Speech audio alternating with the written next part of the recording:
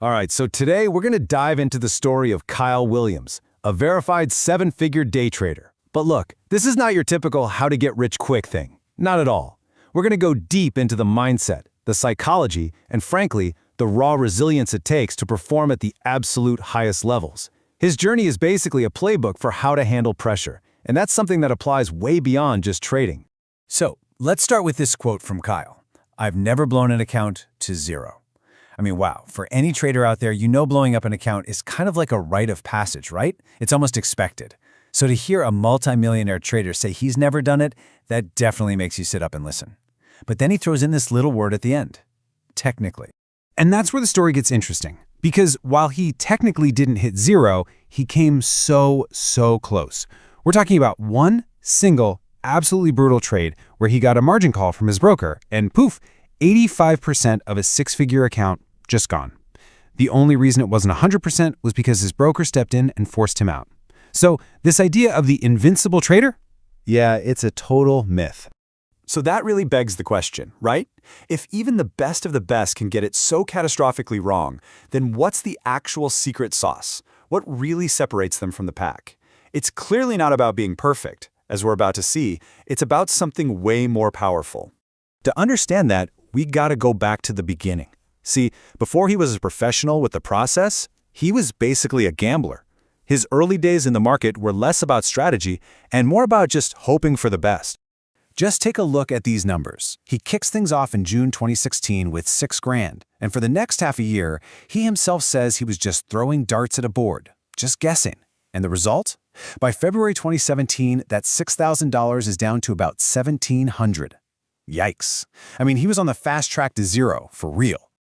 Okay, so this is the absolute core of the transformation he had to make. On one side, you've got the gambler's brain. It's all emotion, just staring at the profit and loss, no real plan.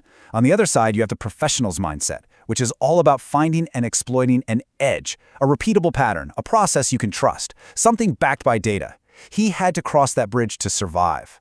So how do you actually make that jump? It's pretty incredible, actually. After getting slapped with 14 losses in a row, he did something most people wouldn't. He stopped. He just stopped trading. He took 2 weeks off not to lick his wounds, but to just watch the market. And in that quiet observation, he spotted something, a repeatable pattern. He tested it with a really small trade, and guess what? It worked. That's where his first real edge was born. It didn't come from luck. It came from discipline.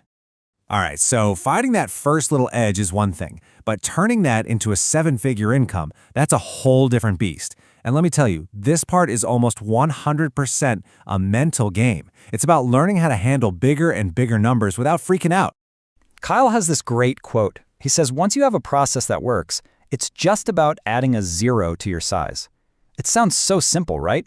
The math checks out, but the psychology of it, well, that's another story.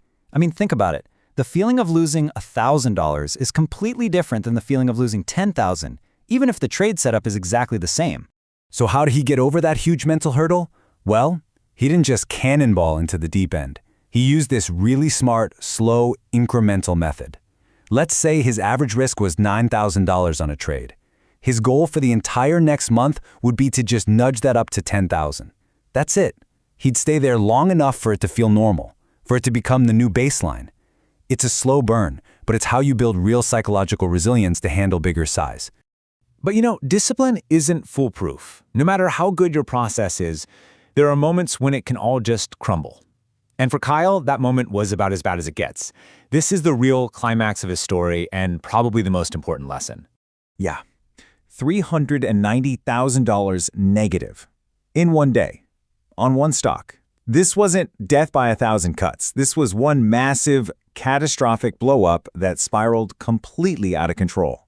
And the reason why is so important. He was just so sure he was right. He had this deep-seated conviction that the company he was betting against was worthless, and he let that belief completely blind him to what the market was actually screaming at him. His own conviction became his worst enemy. Let's just break down how this disaster happened. First, he smashes right through his own $50,000 max loss rule. Then, he completely tunes out what the price is telling him. Pretty soon, he's been trading for 15 hours straight, totally exhausted and running on emotion. It was a total system failure, and it all started from that one single flaw, being too convinced he was right. And here's the kicker. The craziest part of all this, he was eventually right. The company did end up failing. But it didn't matter, not one bit. Because in the market, being right at the wrong time is exactly the same as being wrong. Timing and risk management, that's the whole game. Look, a loss of that size would be a career ender for 99% of people. But this is where you really see what a professional mindset is made of. It's not about never getting knocked down, it's about how you get back on your feet. And just look at this comeback. The huge loss happens in May. By August, just 3 months later, he's made it all back. He's back to break even for the year.